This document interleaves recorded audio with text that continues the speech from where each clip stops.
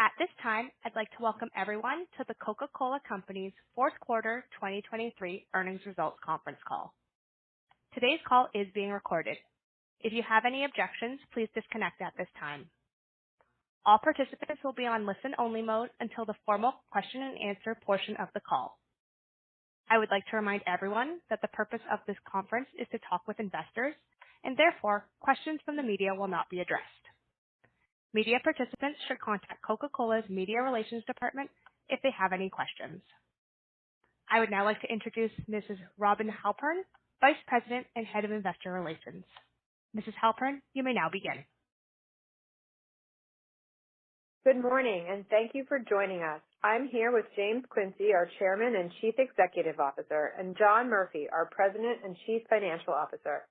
We've posted schedules under financial information in the investors section of our company website. These reconcile certain non-GAAP financial measures that may be referred to this morning to results as reported under generally accepted accounting principles. You can also find schedules in the same section of our website that provide an analysis of our gross and operating margins.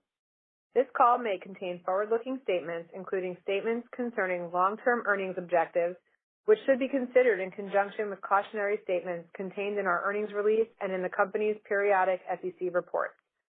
Following prepared remarks, we will take your questions. Please limit yourself to one question. Re-enter the queue to ask any follow-ups. Now I will turn the call over to James. Thanks, Robin, and good morning, everyone. In 2023, we achieved our near-term goals while also positioning our business for the long term. Our all-weather strategy delivered 8% comparable earnings per share growth despite greater than expected 7% currency headwinds. Today, we are leveraging our scale globally and winning locally, which gives us confidence that we can deliver on our 2024 guidance. This morning, I'll talk about the global consumer landscape, then I'll highlight how our strategy and enhanced capabilities are making us a more agile and effective organization. And finally, John will discuss our financial results and our 2024 guidance. During the quarter, we benefited from strong performance across many of our markets. However, some were impacted by elevated inflation and others by geopolitical tensions and conflict. We delivered 12% organic revenue growth, which included 2 points of volume growth, continuing a positive volume trend for the year. Throughout, we continue to invest in our business to provide the right portfolio of brands and packages to retain and attract more drinkers. We drove industry growth and delivered value share gains in the quarter and for the full year. We achieved these results by effectively navigating a number of headwinds and capitalizing on tailwinds across our markets. During the quarter, we saw strong consumer demand across Australia, India, Latin America, Japan, and South Korea. In North America, consumer spending in aggregate is holding up well, and in Europe, consumers remain cost-conscious. In Africa and China, the macro environment remains uncertain, and in the Middle East, tensions have resulted in some shifts in consumer behavior that have had an impact on our business. Another important factor to highlight is the inflationary pressures, which are moderating or stabilizing across most of our markets. To keep consumers in our franchise, we are leveraging our revenue growth management capabilities to tailor our offerings and price pack architecture to meet consumers' evolving needs. In North America and Europe, while inflation is moderating, the cumulative impact of inflation is pressuring certain consumer segments who are seeking value. Throughout 2023, we increased our affordability offerings and won volume and value share in both regions. In Latin America, despite double-digit inflation during the fourth quarter, we grew volume 4% and increased household penetration and basket incidence. There are a few pockets of the world that are experiencing hyperinflation. John will later speak to how this dynamic is impacting our business. However, I did want to mention that our local franchise operating model allows us to navigate through hyperinflationary environments and then gain an advantage over the long term. Across our business, we continue to prioritize agility and focus on improving every aspect of how we operate. An important part of this is our marketing transformation. To recruit the next generation of drinkers, our marketing has shifted from a TV-centric model to a digital-first organization that balances local intimacy, scale, and flexibility. Our digital mix has gone from less than 30% in 2019 to approximately 60% of our total media spend. In 2023, we stood up Studio X, the digital ecosystem that brings this all together. We created physical hubs in each of our operating units to integrate disciplines, standardize data and technology, and step change our capabilities. Creative, media, social, and production capabilities are now operating at scale, connected by our global network structure. In our previous model, it took several months to create a TV ad. Now we're producing thousands of pieces of digital content that are contextually relevant and measuring these results in real time. Studio X is driving tangible results. For example, Coke Studio, which originated in Pakistan and taps into consumers' passion for music, has been scaled to our top 40 markets. The campaign uses packaging as digital portals to access real magic experiences, which has generated more than 1.2 billion YouTube views and 100 million music streams this year, resulting in strong recruitment of Gen Z drinkers. We're engaging differently with consumers, and it's delivering results. In 2023, according to Kantar, Coca-Cola brand value increased $8 billion. Coke is now the 10th most valuable brand in the world, up 7 spots from the prior year. In the U.S., Sprite was named by Morning Consult as the #1 beverage brand for Gen Z drinkers. We were also named one of the top 10 innovative companies in augmented and virtual reality by Fast Company. Our innovation agenda is increasing our competitive advantage across our products, packaging, and equipment. Taste is the starting point. Simply put, people want drinks that taste great. To drive superiority across our total beverage portfolio, we're continuing to build capabilities to tap into unique insights in taste and aroma science. We're applying digital tools, ingredient processing technology, and AI to create bolder and more successful innovations. Coca-Cola Zero Sugar is an ongoing example of how superior taste drives demand, with volume that grew 5% in 2023, leading to continued volume and value share gains. We're applying learnings from this multi-year success and driving taste superiority elsewhere in our sparkling portfolio. In 2023, we launched Sprite and Fanta reformulations in 25 markets, delivering mid-single-digit volume growth in those markets and driving overall sparkling flavors value share gains. Outside of our sparkling portfolio, we're dialing up flavor profiles, adding functional benefits, and expanding into new categories. In Japan, we relaunched Georgia Coffee, which generated broader customer interest and led to value share gains. In the U.S., Fairlife's Core Power and Nutrition Plan offer high-protein dairy without compromising taste. In 2023, Fairlife grew volume 15%, its 9th consecutive year of double-digit volume growth. We're also seeing continued promising results from Fused Tea across Europe, Jack and Coke in the Philippines, Flashlight in Mexico, among many others. In 2023, innovation contributed to approximately 30% of gross profit growth, and our success rates have nearly tripled compared to 2019 levels. Our revenue growth management execution capabilities continue to be distinct advantages, as demonstrated by our ability to deliver volume and transaction growth despite ongoing inflationary pressures. We're working with our bottling partners to capture every opportunity available to create significant value for consumers and customers.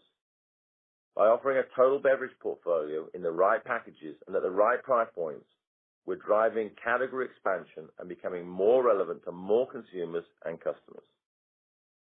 In North America, we're evolving packaging options across more distribution points to drive affordability and premiumization.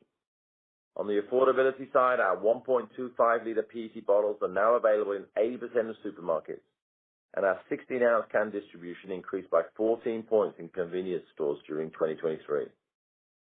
We're also focused on premiumization through the expansion of our mini can offerings.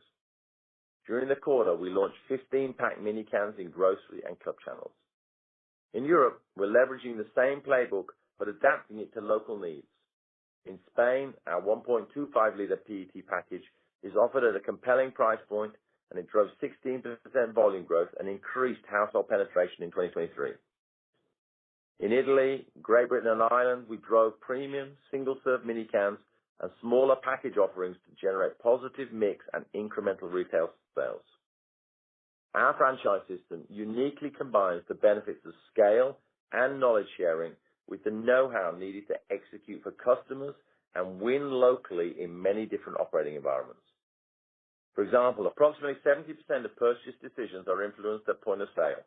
Our system stepped up in-store displays during the quarter, which drove incremental retail sales and cross-selling opportunities. Putting it all together, we created $15 billion in incremental retail sales for our customers in 2023, more than any other beverage company. This was our 6th year in a row as the leader in value creation. While we're pleased with our progress, we recognize there's still much work to be done to capture the vast opportunities available. Our system is galvanized to move further and faster. Before I hand over to John, I want to acknowledge that none of this could happen without the unwavering dedication of our employees. And so as we turn to 2024, we expect the year will bring new challenges and opportunities, and we remain ready to respond through continuing to improve execution of our strategy across our total beverage portfolio. I look forward to sharing more next Tuesday at CACNY, and I encourage everyone to listen in. With that, I'll turn the call over to John. Thank you, James, and good morning, everyone. In the fourth quarter and throughout 2023, we delivered strong results.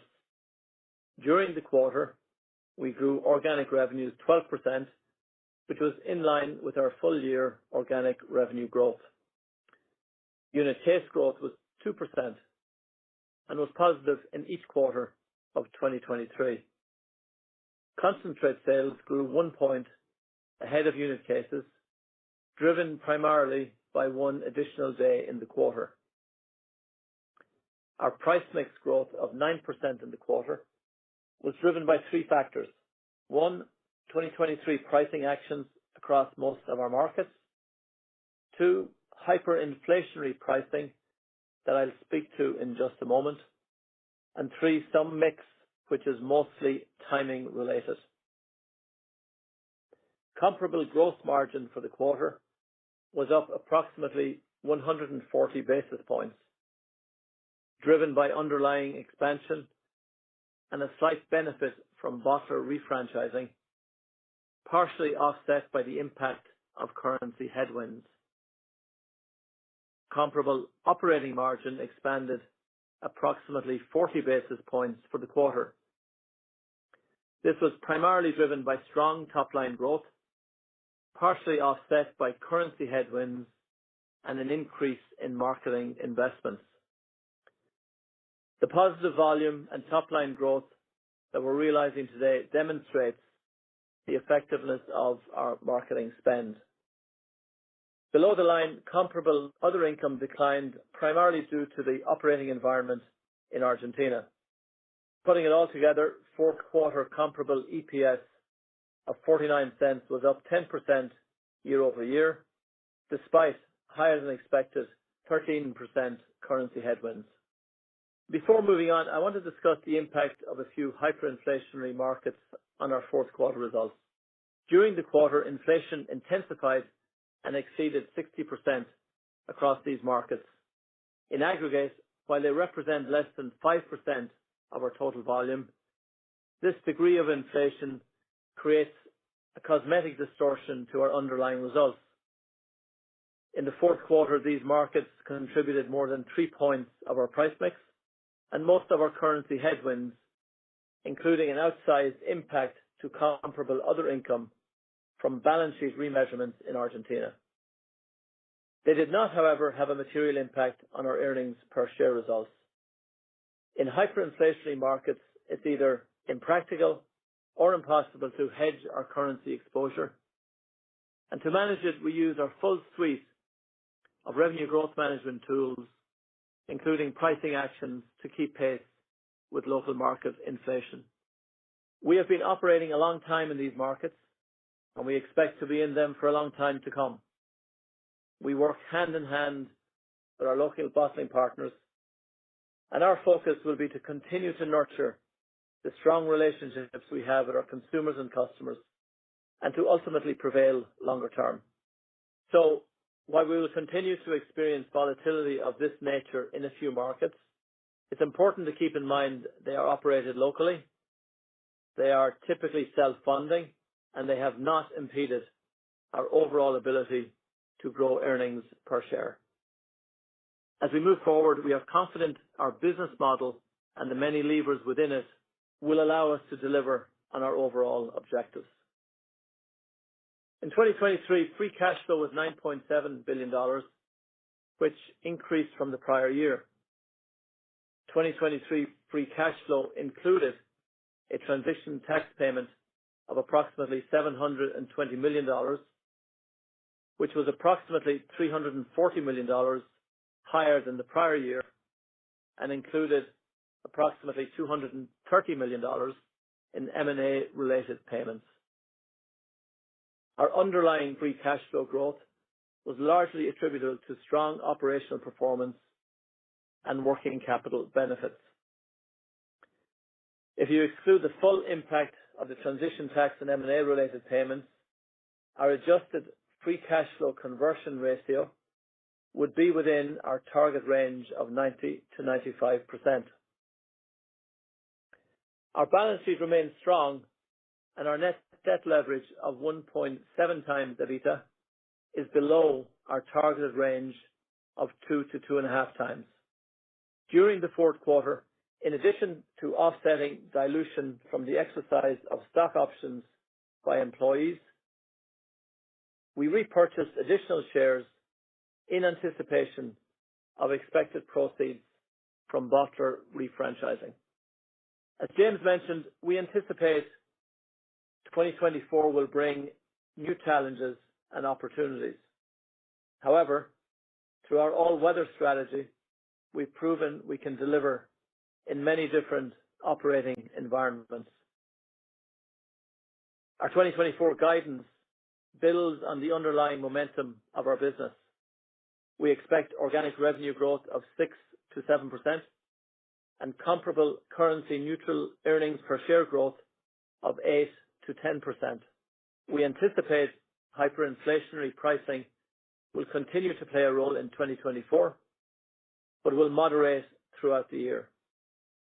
We continue to make significant progress towards refranchising company-owned bottling operations. Bottler refranchising is expected to be a 4 to 5 point headwind to comparable net revenues and a 2-point headwind to comparable earnings per share, but will have a positive impact on both our margins and the return profile of our business.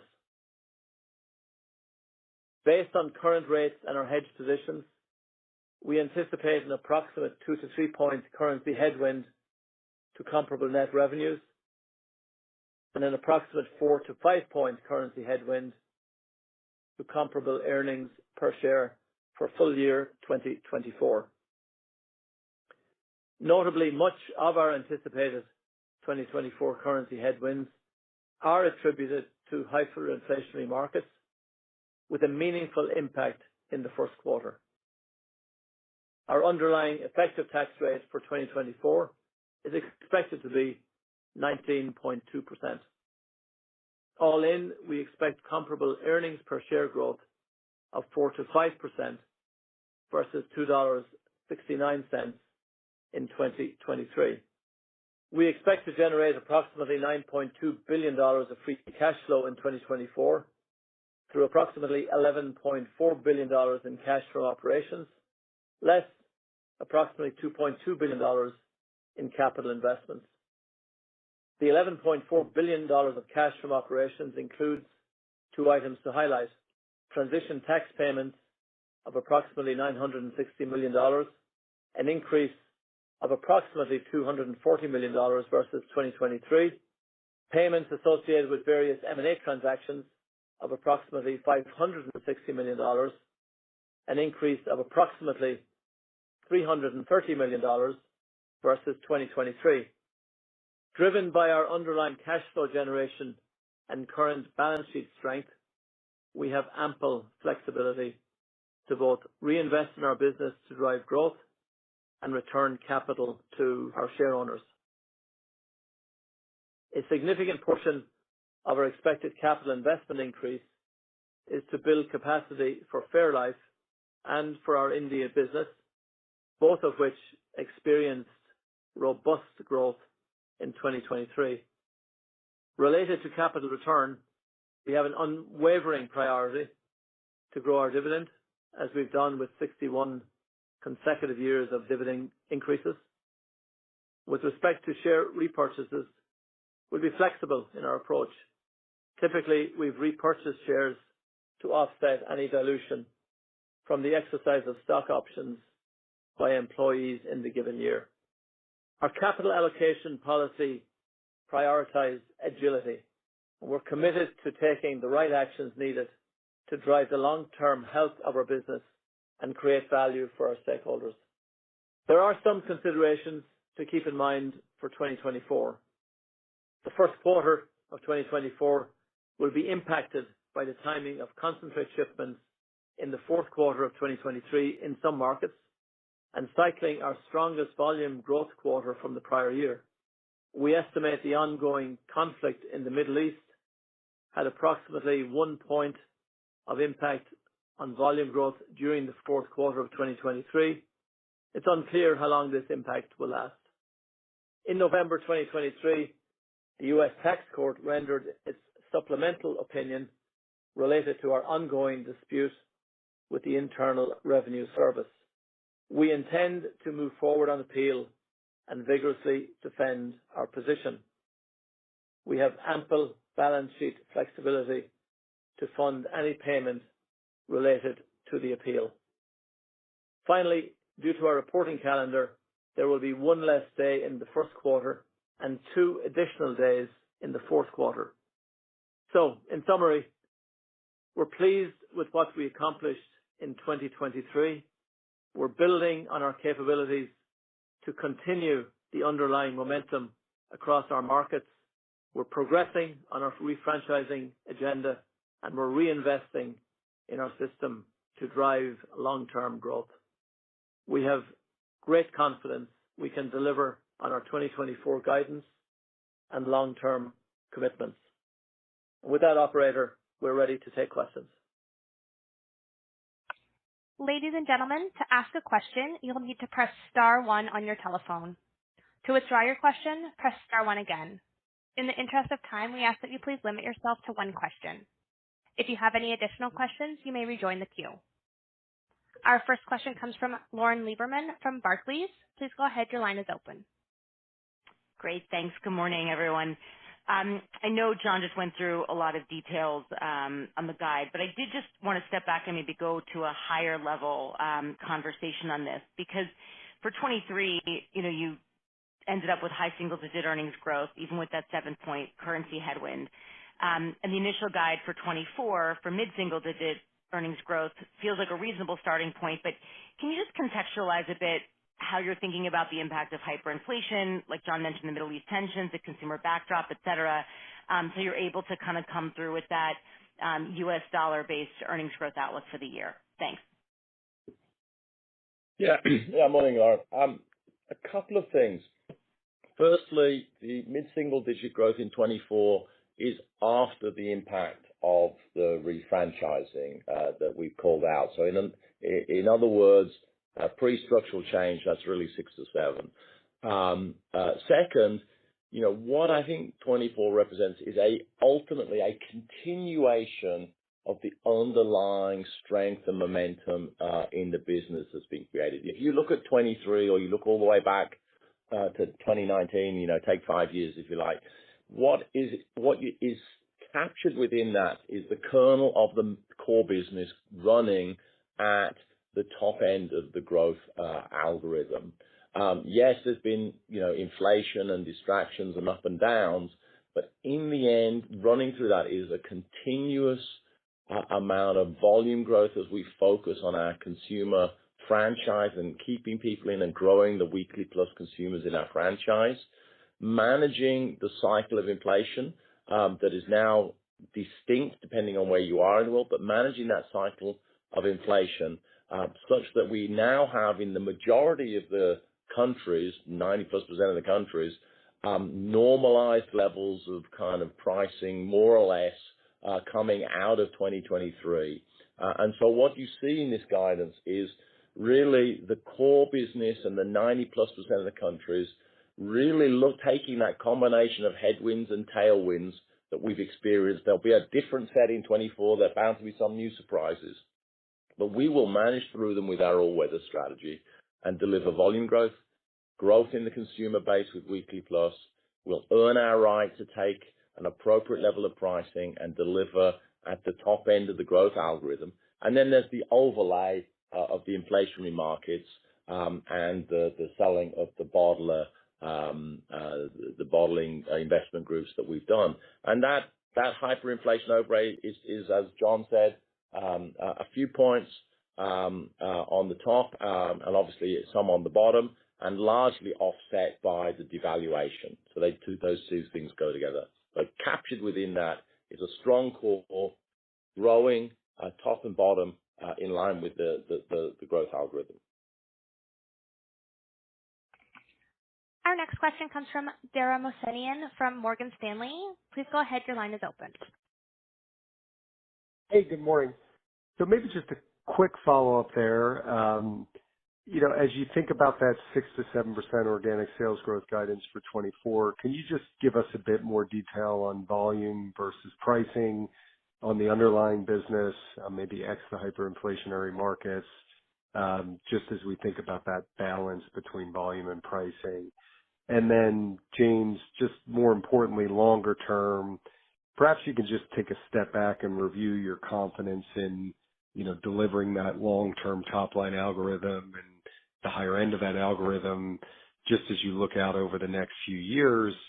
Taking a look back at the last few years, there's obviously been a lot of volatility, hard for us to judge from an external perspective, given all the volatility with COVID.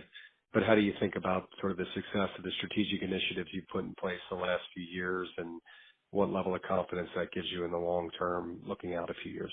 Thanks. Sure. Look, I'll try to justice to the various angles there.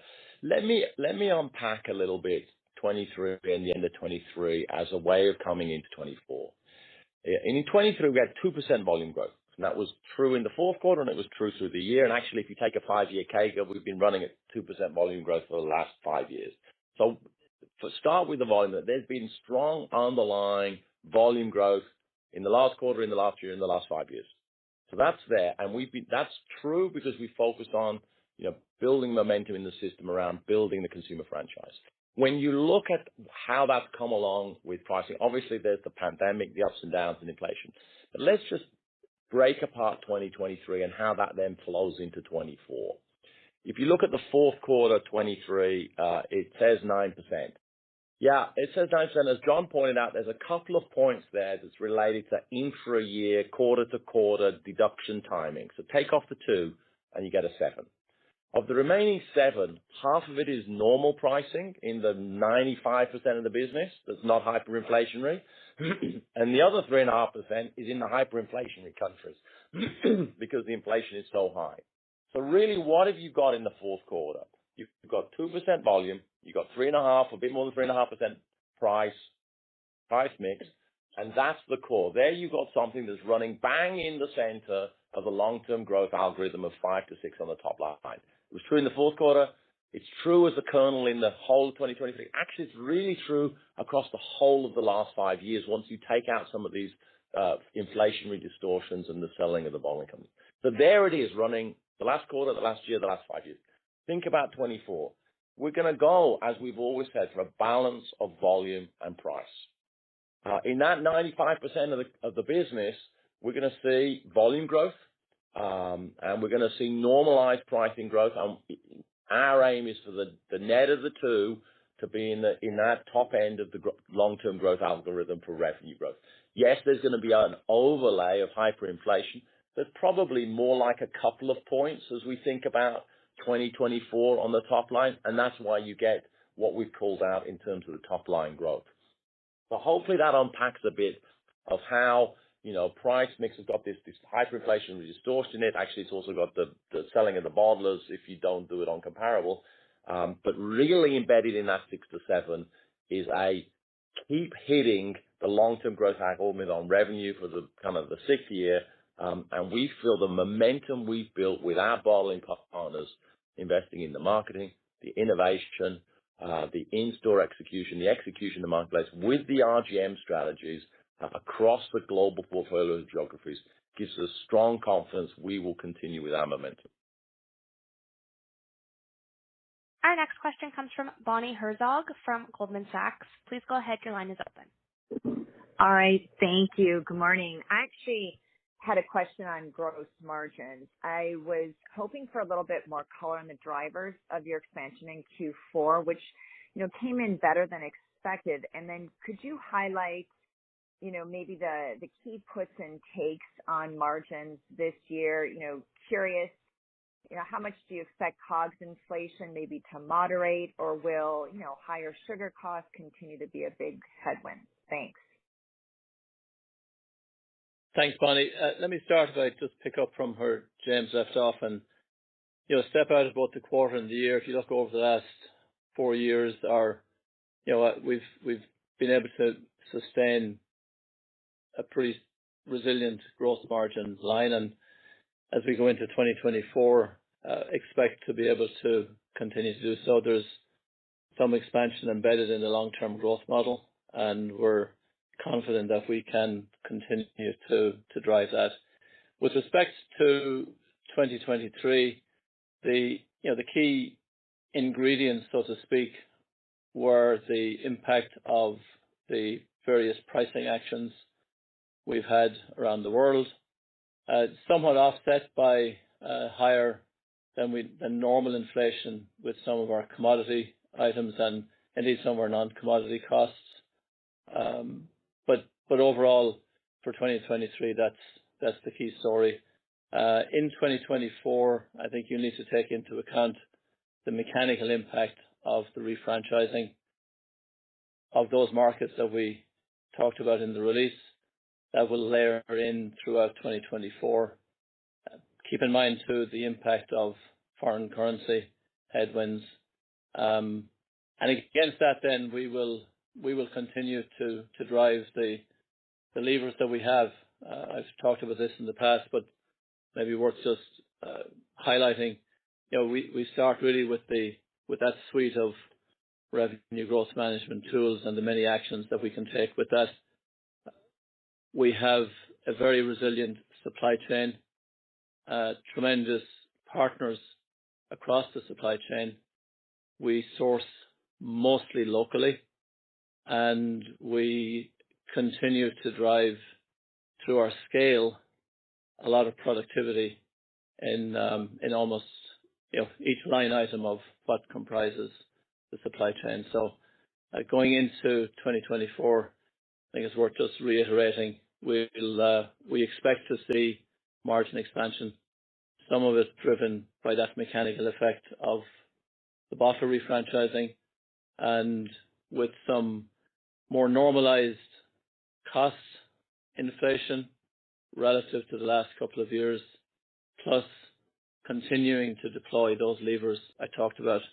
We see the opportunity to continue to drive per our long-term growth model expansion. Our next question comes from Bryan Spillane from Bank of America. Please go ahead. Your line is open. Hey, thanks, operator. Good morning, everyone.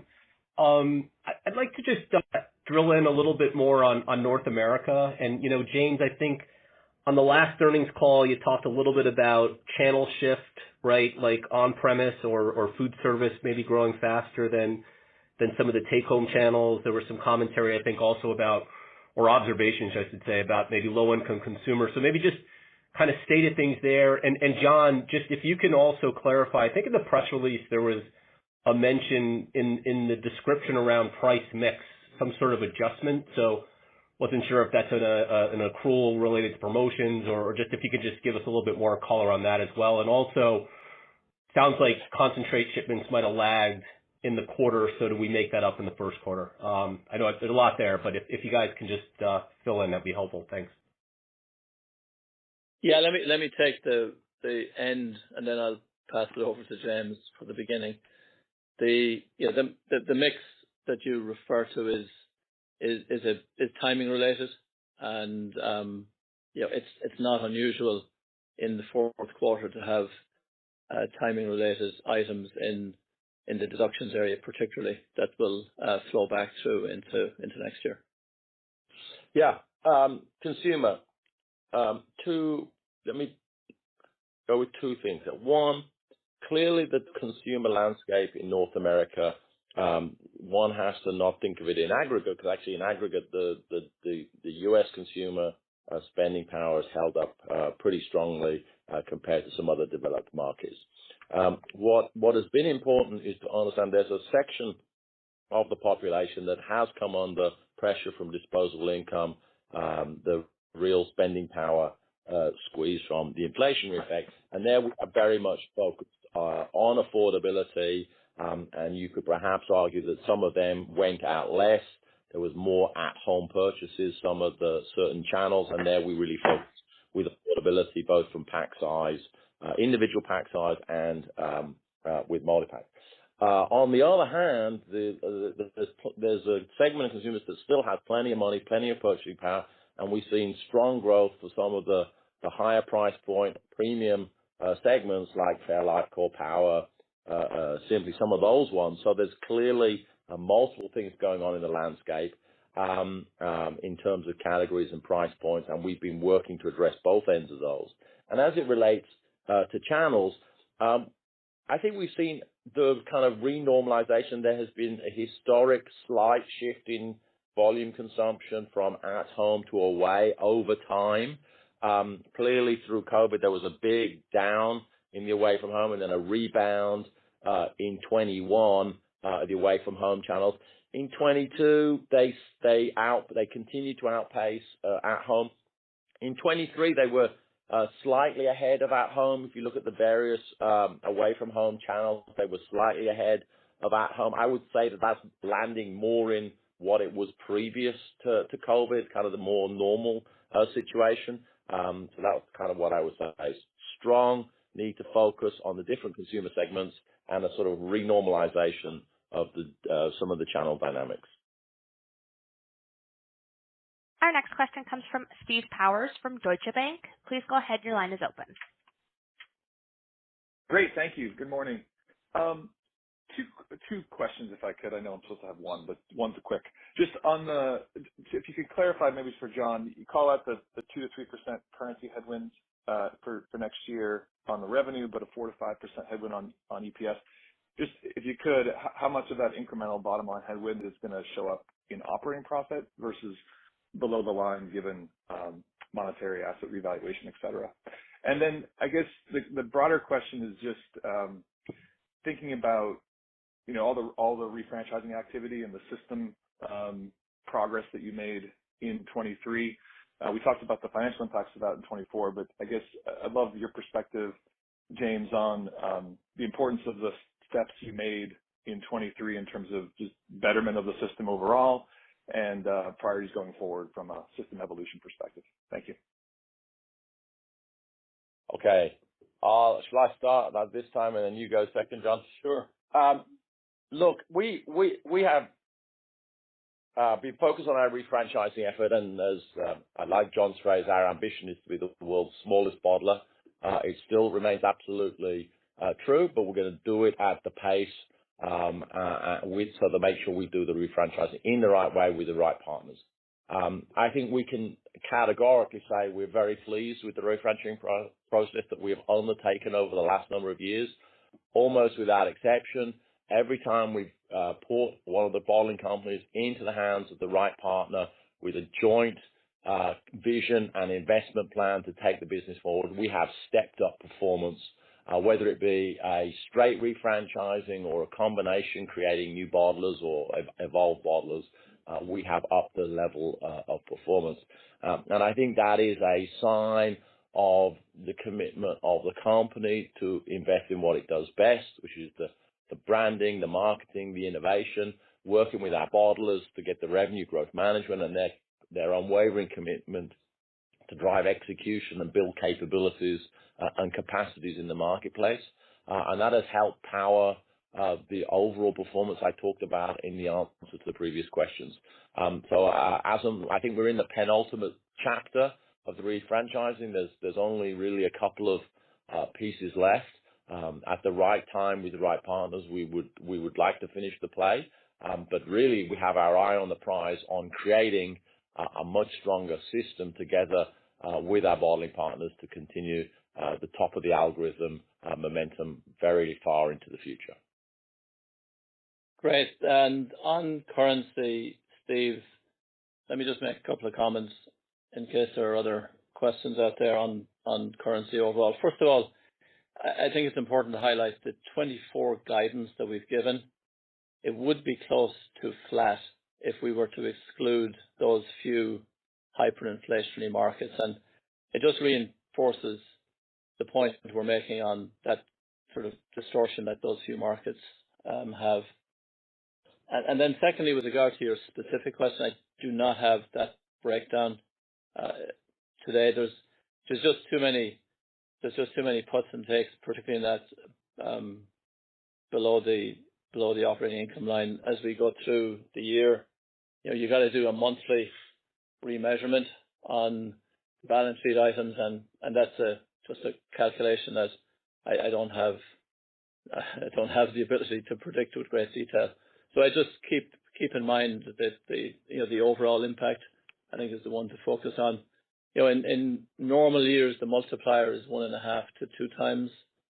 We would continue to assume that will be the case going forward. But these hyperinflationary markets have a tendency to create that distortion that we've highlighted, and we'll continue to provide guidance as we go through the year to make sure that everybody stays abreast of the latest developments. Our next question comes from Rob Ottenstein from Evercore ISI. Please go ahead. Your line is open. Great. Thank you very much. So, James, I think, you made a very strong case that really over the last 5 years, if you X out the noise, you've delivered at roughly kind of 5.5% top line growth, which, puts you clearly in the top rankings of your other staples companies, and that's great. In terms of both 24 and looking forward, assuming a continuation of that, what can you do to both de-risk that in terms of the bottom line and enhance it in terms of the bottom line, given the various macro variables? And then given that you've now delevered to, 1.7, you've shown, interest in buying back stock. Should we think of share buybacks as perhaps a greater part of the overall algorithm and, value creation for shareholders going forward? Thank you. Okay. So, I think the de-risking, I think what I would say is, look, we've faced an extraordinary number of headwinds in the last 5 years and still delivered at the top end of the algorithm. Things will happen in the coming years, but there'll be tailwinds. And I think really the argument about the all-weather is I cannot tell you what the future holds. But if you look at what we've managed to work through and deliver at the top end on the revenue and the momentum and the capabilities that we've built in the system, and actually if you look at the share and look at our long-term performance of also gaining share within the industry, I think you can see a head of steam builds up on momentum. And at the scale that we operate, it's a very compelling way to drive it forward. And as that feeds down into the bottom line, obviously the mid-single digits US dollar EPS call for 2024 includes the disposal of 2 points of EPS from the bottling system. So kind of on an ongoing basis, that's already 6 to 7. I think we can continue to drive some leverage from the top line to the bottom line in dollars, and that becomes a compelling compounder over time. And as it relates to cash, I think that you will see we've put in a kind of a new non-GAAP metric somewhere in the ecosystem of the website, which just calls out what John was talking about the number of discrete items that are coming up over the next couple of years as it relates to transition tax, actually curiously, tax on the M&A transactions. If you sell a bottler, the money you get disappears into one account, but the tax you pay goes into the free cash flow, curiously enough. So there's a whole set of discrete items that make the free cash flow look odd for the next few years. But if you strip that out, you see that the earnings are flowing into free cash flow. The cash conversion on that adjusted basis remains very high and is likely to do so. So in a normal world, clearly, as John said, we would continue to increase our dividend, and we would have substantive additional cash to continue to invest in the business and consider potential share repurchases. The wrinkle in the cream, if you like, is our considerations of the IRS tax case and the impending appeal. And so as we go forward for the next few years, we like our strong balance sheet. We're mindful of the likelihood of launching the appeal in the second half. We have incoming non-operating cash flows, which as John talked about, we used to buy some shares in the fourth quarter. We're going to balance all these things, particularly in the next couple of years. We'll keep everyone updated. But I think the long-term perspective is that the cash generation will continue to be very strong. John, yeah, go on. Just one additional point. Like, in addition to that unwavering commitment we have to the dividend that we talked about in the script, one of the lessons I think over the last couple of years is to be prepared to be more dynamic relative to your kind of normal view of the individual components. So, as you know, our debt goal is to be 2 to 2.5 times, and we're at 1.7. We think that's right for what we need going into 2024, 2025. We've taken up our capex for 2024 because it's the right thing to do to continue to build the growth foundations that we need in those parts of the business that need capacity. Just two examples, and so I think we will continue to demonstrate that as we go forward. The share repurchases in the back half of the year, again, was not something that we had necessarily considered at the start of the year, but we felt there was an opportunity with the Bottler proceeds coming in to do so. And we continue to take that approach as we enter this coming year. Our next question comes from Chris Carey from Wells Fargo. Please go ahead. Your line is open. Hi, good morning. I wanted to see if you could maybe frame the global away from home channel. I know you touched on it a little bit in response to Brian's question, but we've heard about, obviously there's a lot of pricing power in that channel. There's been a lot of pricing. You're talking about a normalization from elevated levels back to a more normal channel distribution between at home and away from home. But can you maybe just give us a bit more granular perspective on what you're seeing by region and whether some of the strengths, that I think was occurring in Q4, has continued into this year? Thanks. Yeah, sure, Chris. I'll give it a go. Look, I think that the headline is the commentary about North America to some extent applies everywhere else, in the sense that clearly in COVID there was the close downs, the reopening, big swings between away from home and at home. But in 22 it kind of renormalized. And I think overall in 23 you see that again. You saw that in the US, where the away from home channels in aggregate were slightly ahead of the at home channels. You see that also in Europe. or the EMEA segment, you see the at-home slightly ahead, but it's only marginal. And when you break it down, I mean, there's going to be the kind of continuing structural growth of away from home, but it's only a small fraction. If that's a sort of lead-in to a question about pricing, and is there some ongoing likelihood of a big upside from kind of channel mix, the short answer is no.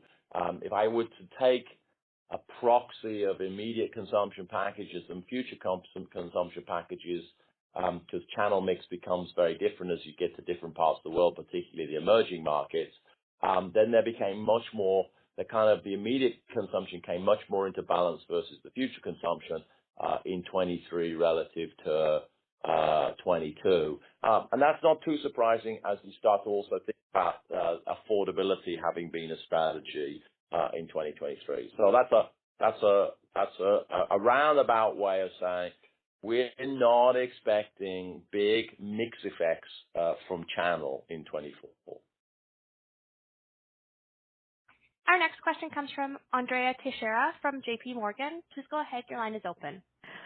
Thank you, and good morning, everyone. So, James, can you comment a little bit about the U.S.? I understand, obviously, U.S. is not, in terms of the volumes, it's about 20%, but within your outlook for 2024, you quoted in the fourth quarter that water, sports, coffee were negative or decelerating. And how about what is of that is like mostly self-inflicted vis-a-vis what you're actually facing in terms of market share, and how much you expect that to be lingering into the first half of 24? And just a clarification to your comment now in terms of like the shift into on-premise, in back to your comments on price mix. Out of the 9% that you got, if my math is correct, you got about 2 or 3% benefit from mix in 2023. Should we expect that to decelerate, or with your efforts to do more mini cans and take that more broadly, is that still going to be the projected contribution for 2024? Thank you. Sure. Okay. The comments on the 2% in the fourth quarter, that was related not to channel mix, but to the way that deductions happen. So this is often just an accounting treatment between the quarters within the year. So it's not mix as you would think about it in terms of package mix or channel mix or category mix. This is related to kind of the big difference between gross and net revenue, and so it's a distraction in the short term.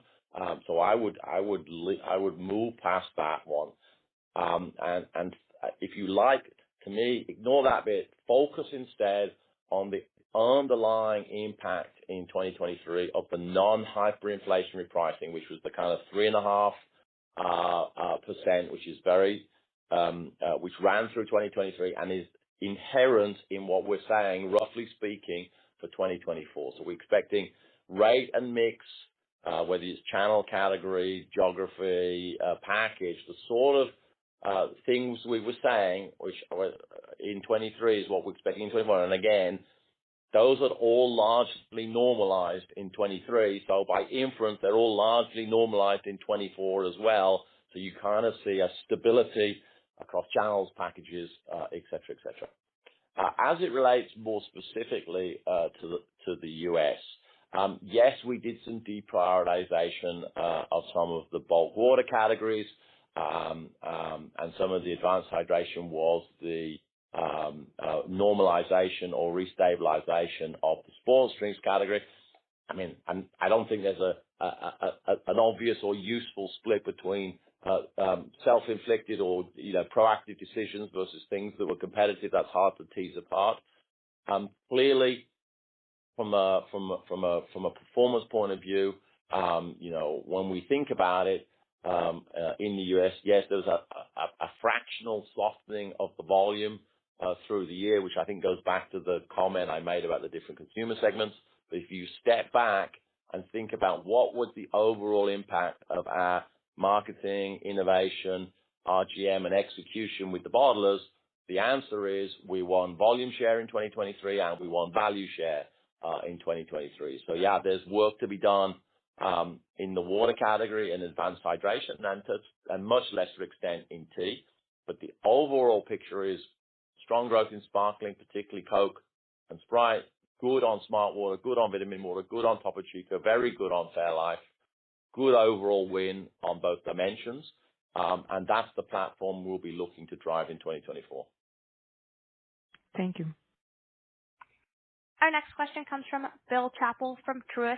Please go ahead. Your line is open. Yeah, good morning. Hey, Bill. Just a question on kind of the China consumer and both kind of how it's progressed or how he or she has progressed over the past few months versus your expectations, or just in general, and kind of what you see kind of spending power and just getting back to normal consumption as we move into 24. Sure. Let me put it like this. 23 started very strongly in China. We had invested very heavily behind Chinese New Year, and we had a very strong first quarter last year, China, and then which is kind of still the back end of the reopening.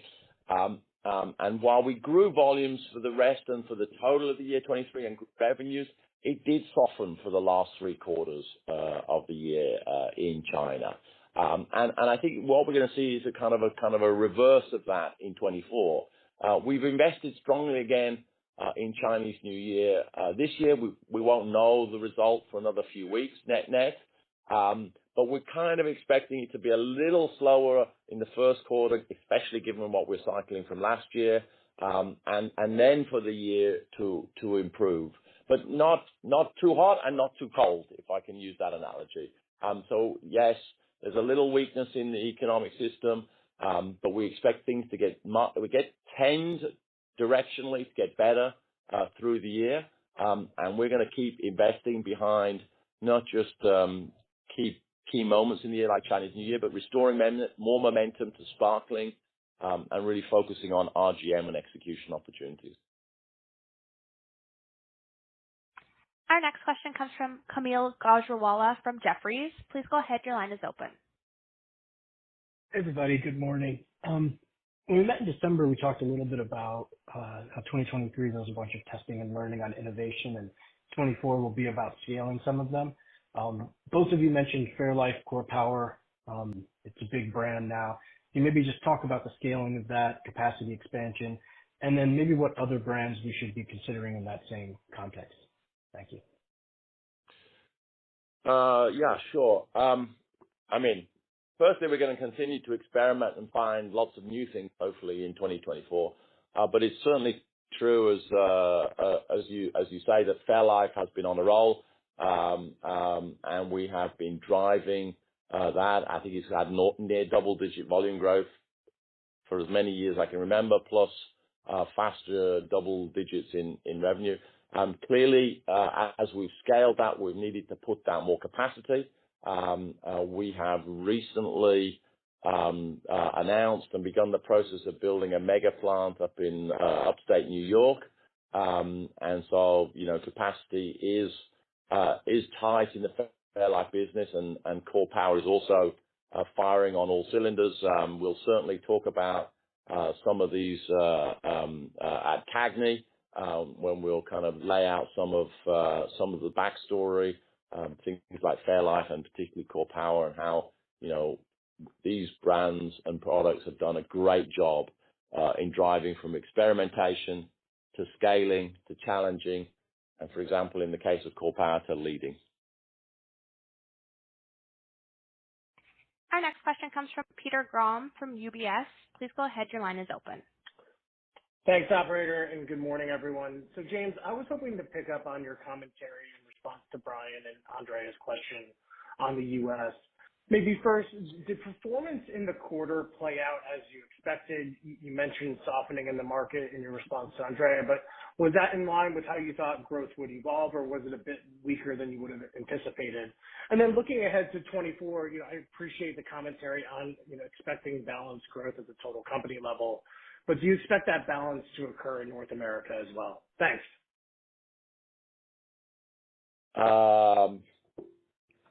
Yeah, look, I mean, I think it was at a macro level foreseeable that the market would get tighter through the course of 2023 as inflation ran ahead of wage growth. And so therefore, yeah, it wasn't surprising that, there were tightness, particularly for certain consumer segments. I think all things in due proportion. I mean, the growth in North America in the fourth quarter was basically the same as the growth in the full year. There was only very fractional differences. So I think, these are not big changes in trends. But yeah, I think there was a little softening through 2023. And I think we'll see, that kind of a bit in reverse as 24 starts off, as consumers, and you can see it in the confidence indicators for consumers, they're starting to feel like the money coming in is starting to contain and get ahead of the inflation. So I think we'll see that improve through the year. Again, all in due proportion. They're not going to be big shifts in the volume growth rate in the U.S. business. In aggregate, we would expect to get more from price relative to volume for the U.S. business. So the balance that I talk about between price and volume applies on a global basis. Clearly, that's then made up of a geographic portfolio mix. So places like the U.S., we'd expect to see, stable or slightly increasing volume with decent pricing, all the way over to places like India, where clearly we're getting much more volume than price and having to invest significantly in capacity. And those two, take those two examples, but that's true of the global portfolio. Blend it all together, and that's where the balance comes from. Our next question comes from Charlie Higgs from Redburn Atlantic. Please go ahead. Your line is open. Yeah. Hi, James, John. Hope you're both well. I've got a question on sparkling, please, where, 2% volume growth in the quarter and the year, very strong. And I think in the 20 quarters since 2019, it's actually averaged 3% in those 20 quarters. So definitely not X growth. And I was just wondering what your perspective is on the category going forwards, maybe with the consumer weakening. And if you could just touch on the launch of Coca-Cola Spice. I don't think we've talked about that yet. What gives you the confidence of launching this just as a permanent launch rather than a limited edition Coke Creations launch? Who's the target consumer? Is it going after Gen Zs? Is it there to help with cope with meal strategy? Just any color on that would be useful, please. Yeah, Coke Spice, a bit like Coke Creations, not exactly, but is really aimed at increasing connectivity with Gen Z and the broader consumers, driving engagement, driving reconsideration. It's part of a whole overall strategy that, as you say, we've been deploying for a good number of years that has really worked to re-engage consumers with the Coke trademark, whether it's Coke Original or Coke Zero Sugar or even Diet Coke to some extent. The overall strategy of an uprated approach to the marketing, the innovation, whether it's Coke Spice or some of the creations, through the RGM and the execution, has allowed us to drive Coke growth across the global business. And actually, by also increasing the focus on Fanta and Sprite, even organizationally splitting them out into two sub-teams within the organization, has allowed us to bring more clarity and more focus onto Fanta and Sprite and to drive growth there too, which has worked in Q4 in 2023, and as you say, over the last 5 years. I know that sometimes I would say that people think about the sparkling category just through the optic of the US over the last 20 years. And I would invite you to look at the optics, or everyone to look at the optics of the sparkling category globally over time. And actually there you see that the category remains robust at a global scale, both in terms of volume and revenue growth. And of course, we are not just the leaders, but we're the share winners. So we see if we do the right things for our brands, we will be able to drive the category forward and benefit disproportionately from that growth. Our last question today will come from Carlos Laboy from HSBC. Please go ahead. Your line is open. Yes, good morning, everyone. Thank you. Can you comment for us on the state of global independent bottlers' CapEx for digital capabilities? We've seen a really robust Latin American digital investment over the last 4 or 5 years, but where else do you see a step up in digital market development capabilities like this? And can you comment on the U.S. in this area as well? On U.S. what? On the U.S. regarding digital bottling system investments. Sure, Carlos. Yeah, I think it's fair to say that the overall investment levels that you refer to in LATAM are pretty consistent across the world. Like one of the underlying tailwinds I believe we have is the degree to which our system is sharing in us the opportunity that's ahead and willing to increasingly invest ahead of the curve. So I think that's happening across the global system.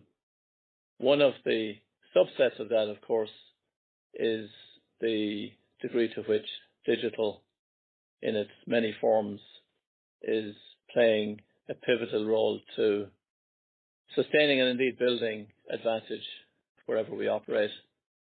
We have CAGNY next week, and I think you'll hear more of that threaded through the conversation we'll tee up there. But safe to say, I think CapEx levels are at the highest as a percentage of system revenue that I can remember.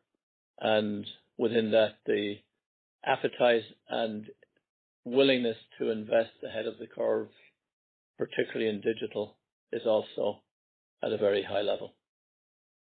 Thank you. Great. Thanks very much, everyone.